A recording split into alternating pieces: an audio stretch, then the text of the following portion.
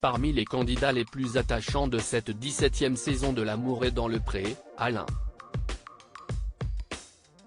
L'agriculteur qui a connu, il y a quelques années, un terrible drame, a trouvé assez de force et de courage pour rebondir. Mais à quelques heures de la nouvelle année, il faisait une révélation inquiétante. C'est en février dernier que les fans de L'amour est dans le pré ont fait la connaissance des agriculteurs de la 17e saison par l'intermédiaire de leurs portraits. Le rire et l'émotion étaient tous deux au rendez-vous alors que la joviale Noémie, le ténébreux Sébastien, Jean-Paul, Guillaume du Limousin et les autres faisaient connaissance avec la touche charme de l'émission, Karine Le Marchand. Si tous ont su alors trouver le chemin du cœur des téléspectateurs, c'est le témoignage d'Alain qui avait bouleversé la toile. L'éleveur très doux et dévoué à ses enfants, dont il a eu la garde exclusive après sa séparation d'avec sa femme, avait connu une terrible épreuve qui avait bouleversé son existence. Après le divorce, la ferme d'Alain avait brûlé de fond en comble. L'agriculteur n'avait eu que quelques minutes pour sortir ses bêtes des flammes.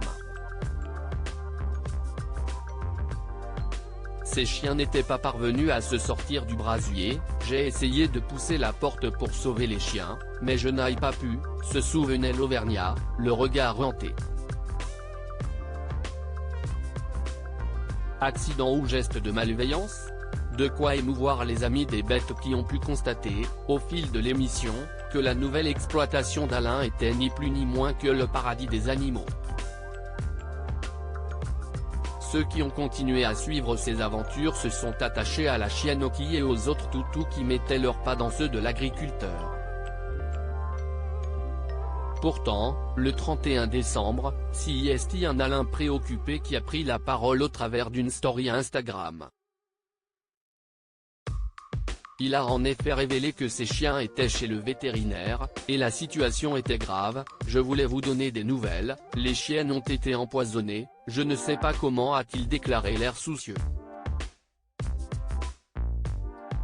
Alain, inquiet de l'état de santé de l'homme des toutous, l'avait amené chez le véto.